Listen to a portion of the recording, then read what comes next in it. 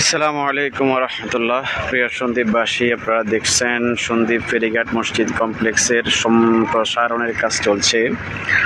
গত বছর একটি অস্থায়ী টিনশিট ঘরের নির্মাণ করা হয়েছিল। সেই জায়গায় নামাজের সময় সংকুলান হয় না, জুমার নামাজের সময় সংকুলান হয় না।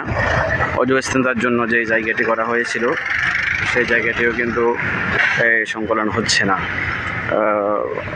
অনেক বেশি মুসল্লি হওয়ার কারণে আমরা অজুখানা এবং ইস্তেঞ্জার ঘরগুলো সেগুলোকেও সম্প্রসারণ করা হবে।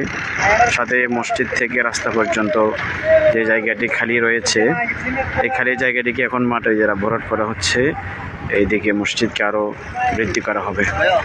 এর জন্য সন্দ্বীপবাসীর কাছে ফেরিঘাট মসজিদ কর্তৃপক্ষ আর্থিক সহযোগিতা চেয়েছেন।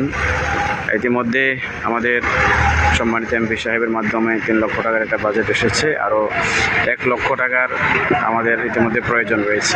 সেই 1 লক্ষ টাকার মধ্যে আমাদের হাতে পর্যন্ত 15 থেকে 20,000 টাকার মতো এসেছে। আরও প্রায় 80,000 টাকার মতো আমাদের এখনও প্রয়োজন। সন্দ্বীপবাসীর কাছে আমাদের আবেদন থাকবে যে এই মসজিদ সম্প্রসারণে, মসজিদ নির্মাণে আপনার সহযোগিতা আমাদের অত্যন্ত আমরা কামনা করছি। সকলের কাছে আমরা প্রত্যাশা করছি যে আপনারা এই মসজিদের জন্য সহযোগিতা করবেন। আসসালামু আলাইকুম ওয়া রাহমাতুল্লাহ।